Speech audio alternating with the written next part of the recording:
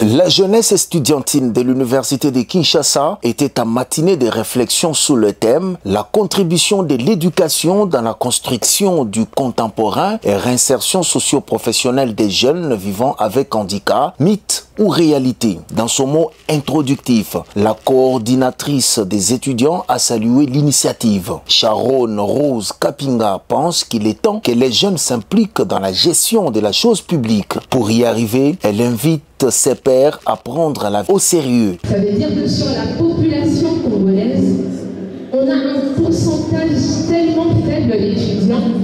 Et donc, le fait d'être étudiant aujourd'hui, c'est un privilège. Et nous devons faire en sorte que nos actions au quotidien montrent à cette population qui n'a pas eu ce privilège de venir sur le banc de l'université que nous avons effectivement contribué pour le développement du pays. C'est cet échantillon minoritaire de la jeunesse qui a accès à la formation, qui a accès à l'accompagnement. C'est de cette minorité que devrait provenir l'impulsion pour le développement. Elle va sortir avec une prise de conscience de la responsabilité que nous avons par rapport à notre pays.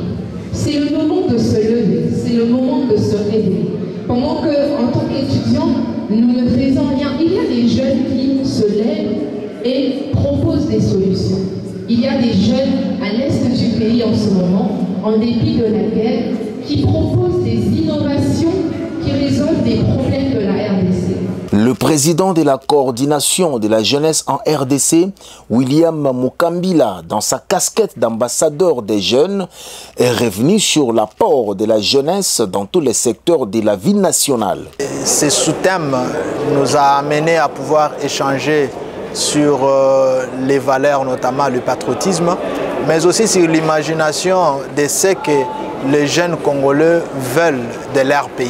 Parce que tout dépend de ce que nous voulons être et à comprendre ce que nous sommes pour pouvoir nous lancer dans un avenir meilleur. Appeler la jeunesse à la vigilance et à ne pas se laisser manipuler par les hommes à velléité maladresse, justement les politiciens qui n'ont pas de cœur. Une occasion pour la colonelle Nénette Mukembe de la première zone de défense d'exhorter la jeunesse à s'enrôler massivement dans l'armée. Je vous ai donné cette petite restitution pour vous dire que vous aussi, vous êtes capables, pas seulement les femmes, mais vous aussi les hommes, de venir servir la nation sous les drapeaux, c'est possible.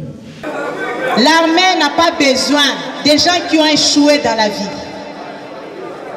L'armée n'a pas besoin de délinquants. Pourquoi? Parce que nous avons besoin d'une armée professionnelle.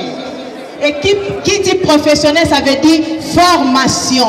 Et qui dit formation, c'est vous la crème intellectuelle qui est formée.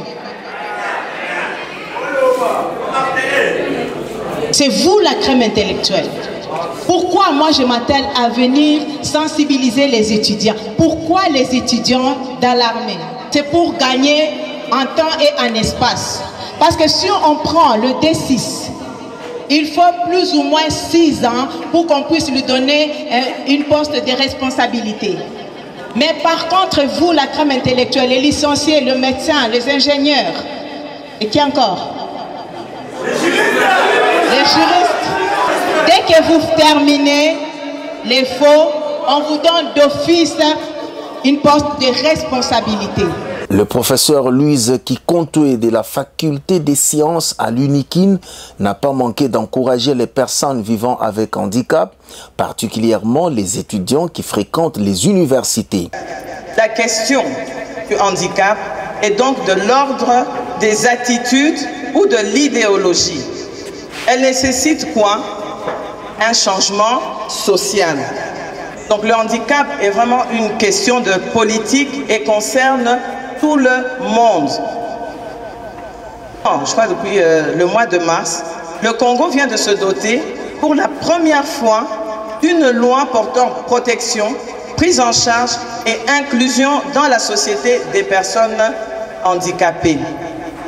L'entrepreneuriat est un secteur qui nécessite l'implication des jeunes. Voilà qui justifie la communication de la journaliste Nadine Kilumba. C'est que la jeunesse ne veut plus participer positivement à la construction de notre pays. Moi, j'aimerais bien qu'un jeune puisse s'élever et se dire « je veux construire mon pays, je veux participer à la construction de mon pays ». Mais comment le faire? La première chose à faire, c'est d'abord d'arrêter d'aller derrière ces politiciens-là qui vous appellent à chaque fois qu'ils ont besoin de vous pour participer à la marche, la 5